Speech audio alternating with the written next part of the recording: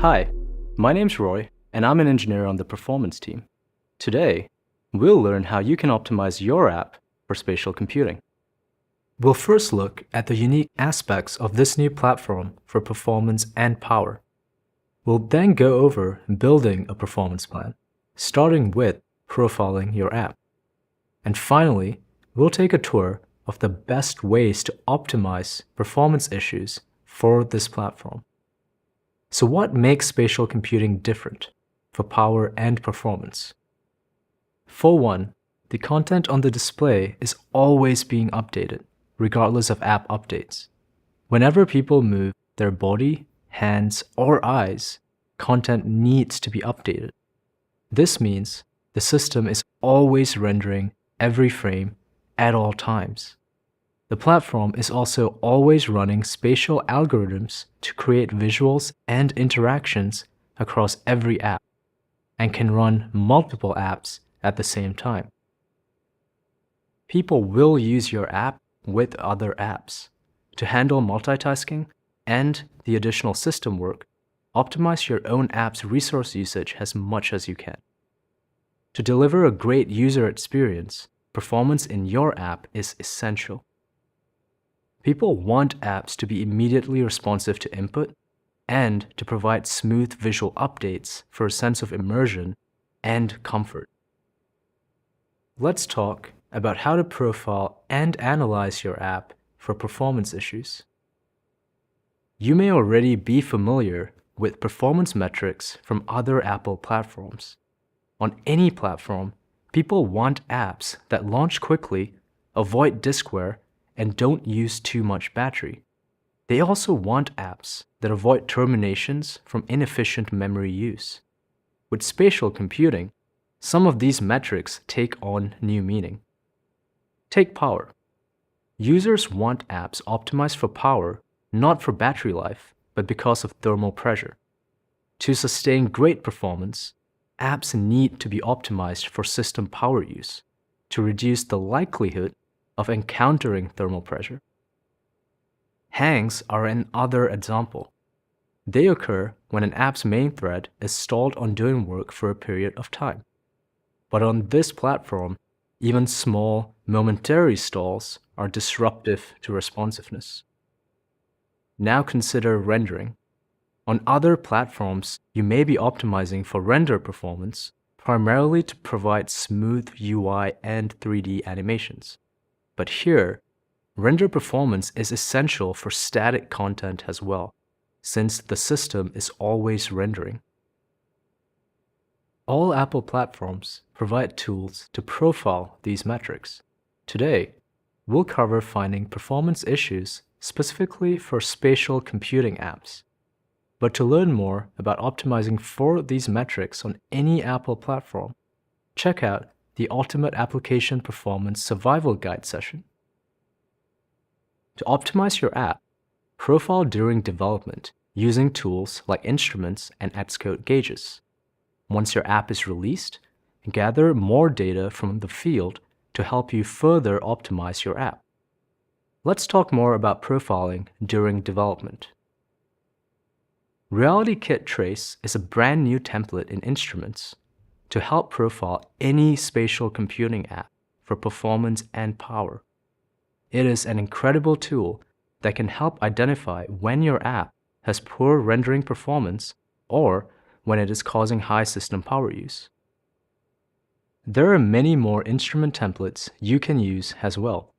To learn more and explore this new template in action, watch the session Meet RealityKit Trace. Your app's performance and power depends on how someone interacts with it. The simulator doesn't perform the same work as a real device, so its performance data might not be accurate. Profile in the device. Profile using various interactions in your app when playing audio or video, or when using technologies like FaceTime and Personas. Make sure to check for good performance and low system power over minutes of use. Lastly, try profiling while other apps are also running and using resources. If you are bringing over compatible iPad and iPhone apps, make sure to profile them on device to identify further optimizations needed. After development, people may run your app in a wide variety of conditions.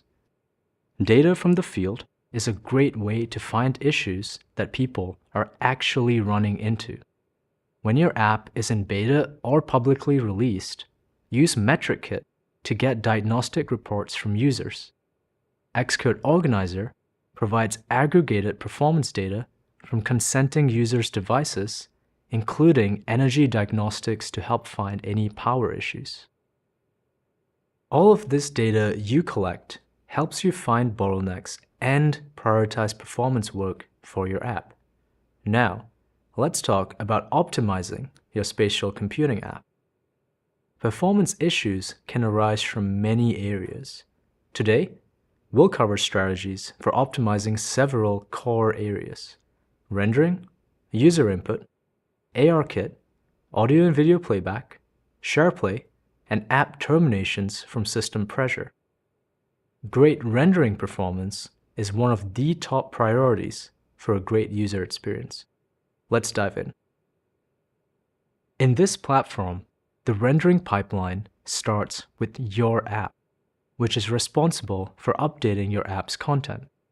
Like all Apple platforms, your app's interface is updated on the main thread and must provide updates promptly. Since your app is rendered in a 3D space alongside other apps, its updates get sent to the system render server. The render server is continuously running to process updates from apps, users' inputs, and from their space and surroundings. It renders a new frame with all these updates and sends it to the compositor. The compositor is always rendering. It supplies new frames to the display at a rate matching the display's refresh rate. This helps provide a comfortable experience. This rate is usually 90 frames a second, but can be higher. While the compositor updates the display consistently, a great user experience still needs fast visual updates from your app. If your app has content or updates that take too long to render, the render server can miss its rendering deadline for optimal rendering latency. This means the app visuals could have made it to the compositor on frame Y, but made it on frame Y+1 instead. This delays the visual updates the people see on display and makes your app feel less responsive. Especially severe rendering stalls can even cause your app to be terminated. Whether your app is built on SwiftUI, UIKit, RealityKit, or Metal, you want to optimize its content and updates to reduce frame drops and work done in the render server. Let's start with optimizing SwiftUI and UIKit usage. On this platform, the system does render work for static UI content, even with no app updates. This rendering work can increase from overdraw. Overdraw occurs when you have translucent content in front of other virtual content. The GPU has to do work to render both content, but if that translucent content was fully opaque, the GPU wouldn't need to render any UI behind it. If you have any overlapping UI views with Z offsets, avoid adding translucency to them. Also, the more pixels on the display that your app's UI takes up, the more work is done to render the window. Consider reducing their default sizes. UI redraws in the render server are usually triggered by app updates, but on this platform, they are also triggered by dynamic content scaling of core animation layers. With this behavior, the resolution of text or vector-based UI content changes based on where the user is looking to allow for sharper visuals. This can also lead to more frequent redrawing of UI content at potentially higher scales, even with no app updates. SwiftUI and UIKit enable this behavior by default, but apps doing custom core animation or core graphics rendering can opt in to this behavior. To learn more about its visual benefits and trade-offs, watch the session Explore Rendering for Spatial Computing. The cost of these redraws is heavily impacted by off-screen render passes. This can be caused by visual effects like shadows, blur, and masking. Reduce these effects to make your app easier for the system to render. To minimize redraws in your app, avoid unnecessary view updates whenever possible. For example, with SwiftUI, use Observable. Observable provides more granular change tracking and reduces unneeded layout updates. Next, let's talk about optimizing 3D rendering with RealityKit. SwiftUI has added Reality View this year for spatial computing. It can natively display RealityKit 3D scenes within a SwiftUI hierarchy. Your app should be a good citizen on the platform by optimizing your 3D scenes for all of these RealityKit features. In these 3D scenes, the complexity of the assets they contain can greatly increase the amount of render server work done each frame. So let's start by optimizing these assets. Reality Composer Pro helps you create RealityKit scenes from assets. From mesh rendering, particles, animations, physics, and audio work, this tool provides statistics about the entire scene that can help you understand its performance impact. When examining these statistics, lower numbers usually means less work, which can improve render performance. Watch the session, Create 3D Models for Quicklit Spatial Experiences to learn more around best practices for visuals and power use of 3D assets. Mesh rendering in particular is a core part of 3D rendering. Complex meshes and materials can quickly become performance bottlenecks. Optimize the geometry of your mesh assets. Reduce the amount of separate mesh parts by combining parts that share a material. Mesh geometries with high triangle and vertex counts can also be costly. Use assets with smaller counts as needed. Minimize the impact of overdraw with your 3D meshes. To do this, use transparency sparingly, just like with UI content. The physically based material in Reality Composer Pro has environment lighting, is well optimized, and works best for meshes with minimal transparency. But for translucent or very large content, consider using a custom material with an unlit surface. Use baked lighting textures or other cheaper visuals. This helps avoid potential bottlenecks with more expensive lighting calculations. For further guidance on building and using materials in RealityKit, watch these two sessions. Having optimized content for runtime rendering is a great start. But there's even more you can do to optimize your app with RealityKit. When your app updates its RealityKit content, updates get sent to the render server, which applies and renders them. But too many updates in a short period of time can become a bottleneck for the render server. For example, your app may be rapidly creating and destroying RealityKit entities. It may have too many complex animations, be updating too many SwiftUI views, or it may be loading many assets in a single frame.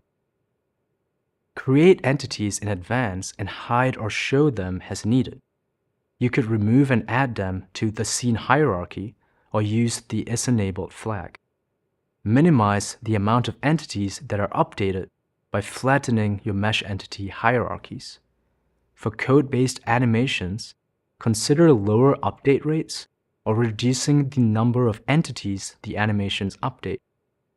And when updating RealityKit entities, avoid triggering excessive SwiftUI redrawing accidentally.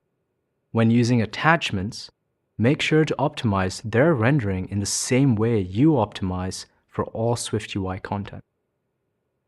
Loading complex assets can also trigger expensive render updates. Complex assets can also contribute to high app launch and content loading times.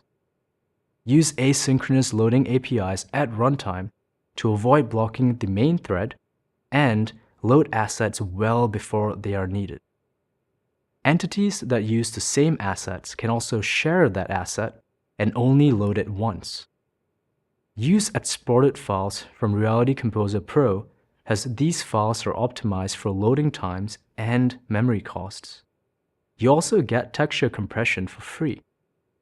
Reducing asset sizes usually speeds up loading, but remember that texture compression already happens with Reality Composer Pro files, so you may not need to do it yourself.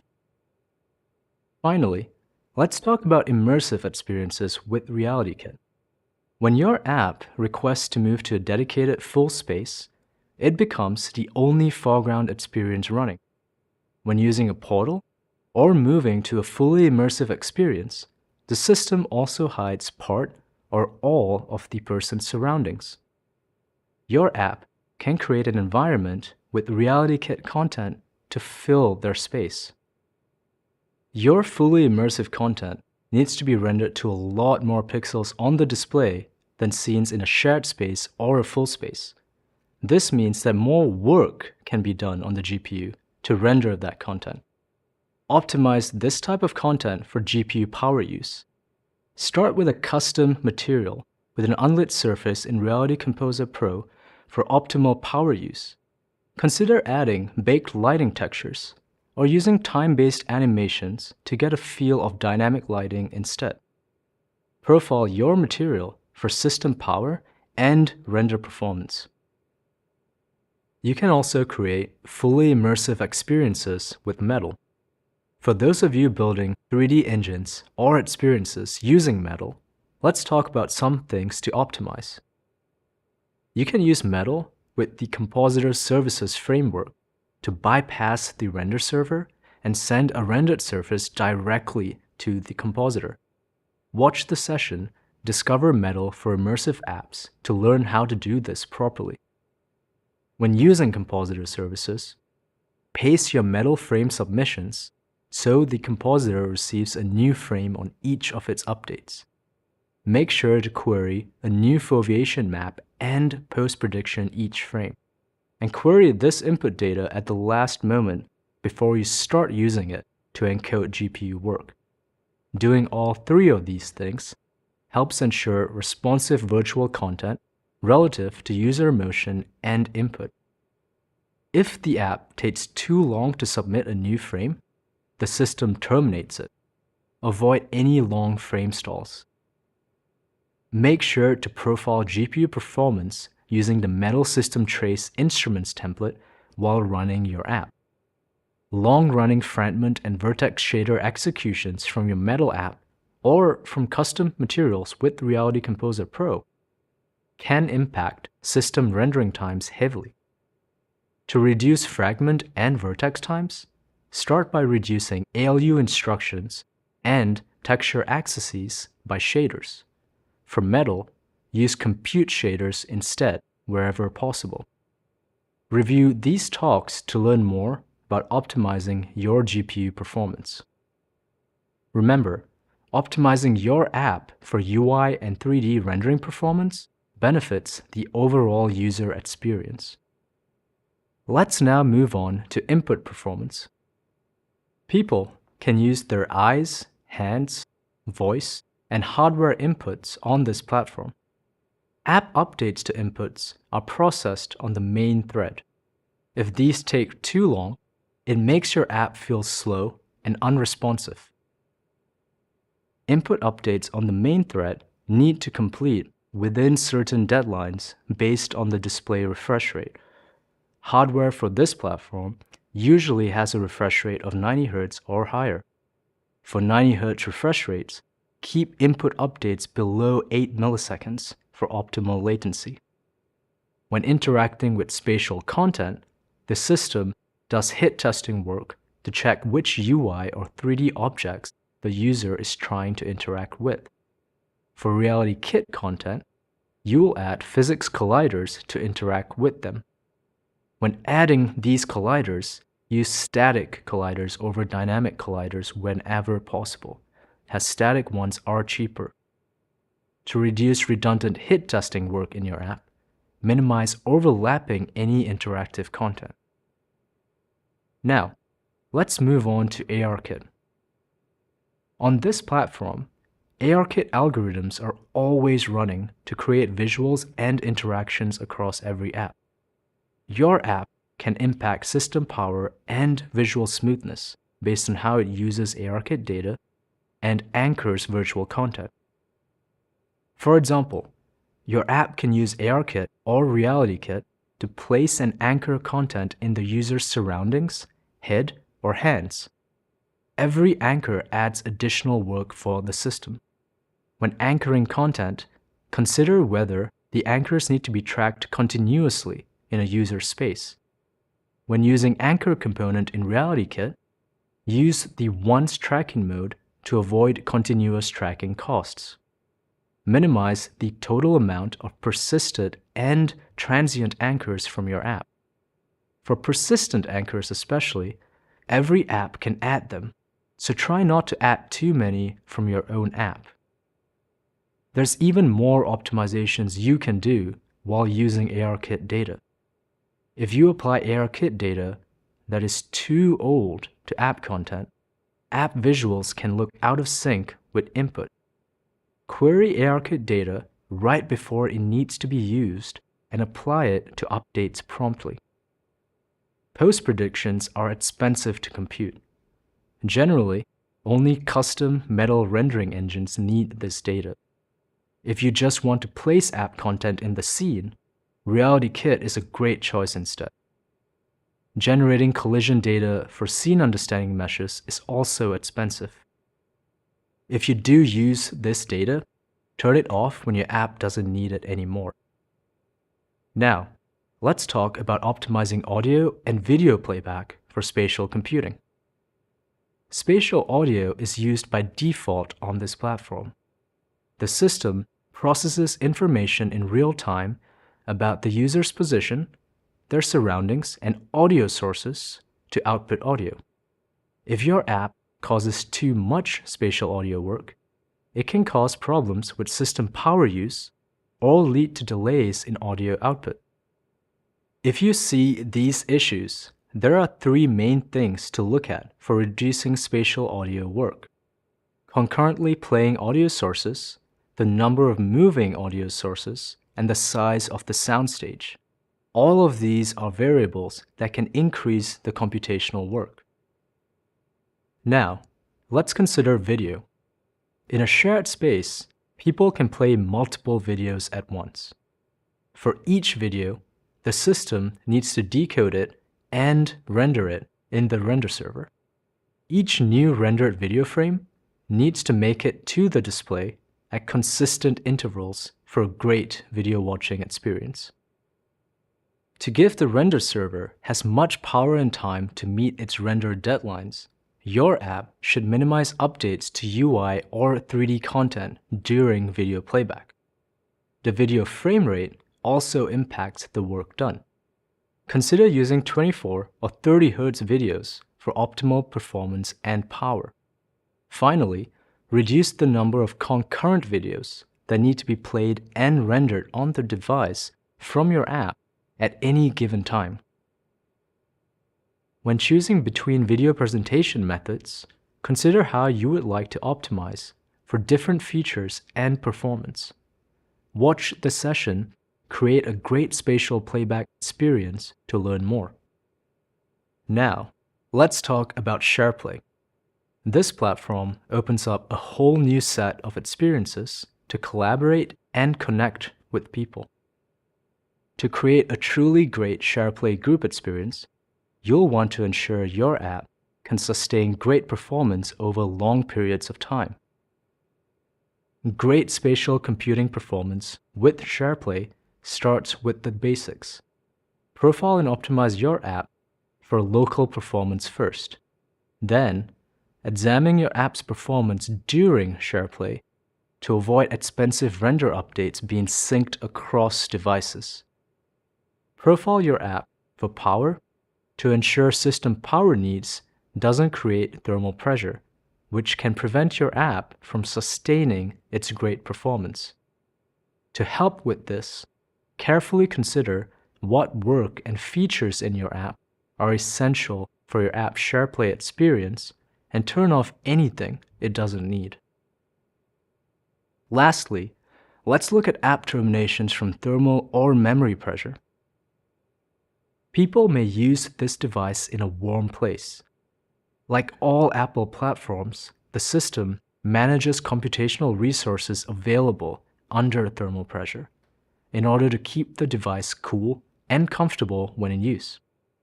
Having lower computational resources can impact your app's performance.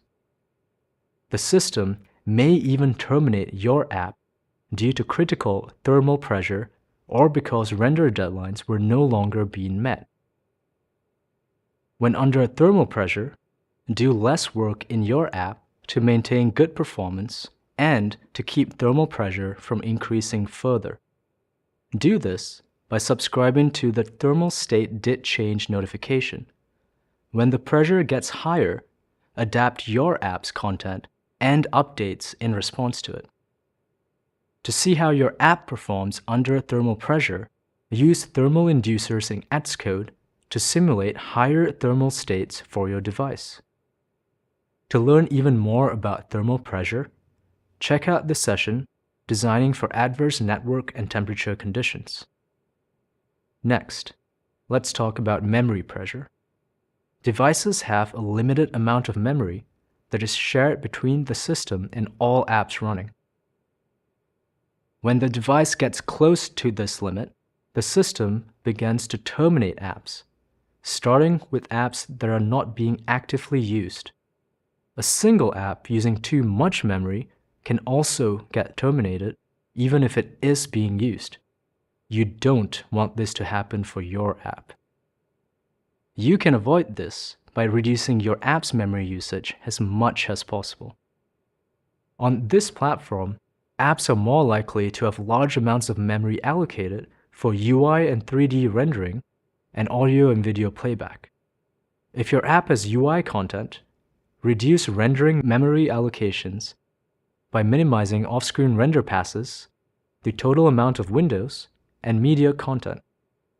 For 3D memory with RealityKit, the resolution of your textures and geometry sizes for meshes and particles can contribute significantly to memory use.